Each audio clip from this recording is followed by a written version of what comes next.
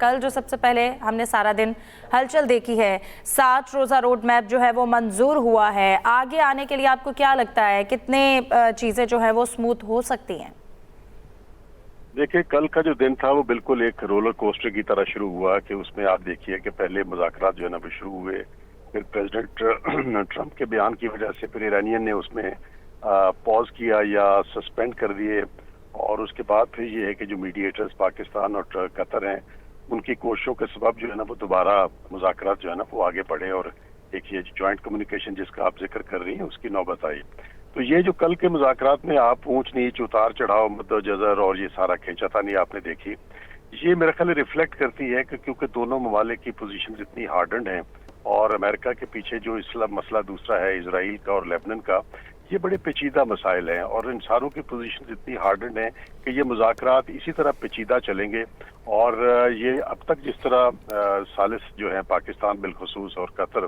انہوں نے مصالحتی کردار کر کے ان کو بریک ڈاؤن ہونے سے بچایا ہے اور ایک جوائنٹ کمیونیکیشن کی نوبت آئی ہے، تو میں سمجھتا ہوں کہ میمورینڈم آف انڈرسٹینڈنگ پہ جس طرح پاکستان نے ساروں کو ایگری کیا اور ہائی لیول پہ دستخط کروائے، اس کے بعد یہ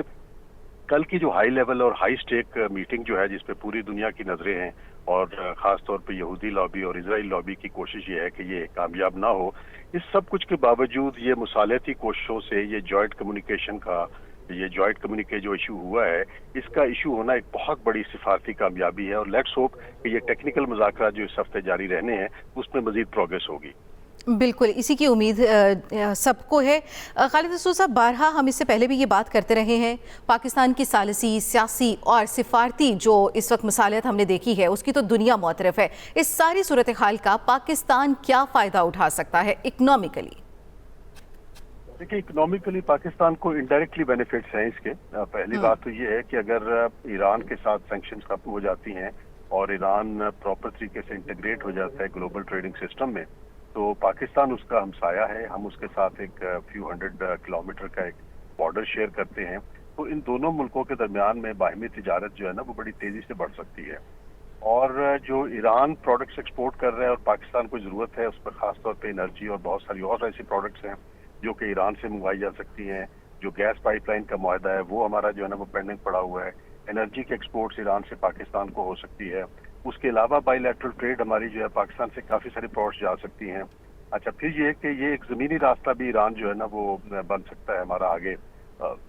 دیگر ممالک کے لیے۔ تو پہلی بات تو یہ کہ سب سے بڑا جو اس کا اکنامک پوٹینشیل بینیفٹ ہے وہ یہی ہے کہ ایران اگر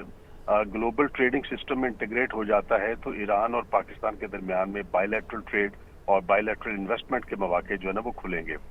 اچھا، دوسرے آپ یہ دیکھیے کہ گوادر پورٹ ہماری اس وقت فعال ہو رہی ہے اس وقت، اور ہمارا جو اس وقت سی پیک کے جو راہداریاں ہیں وہ بھی فلی فعال ہیں،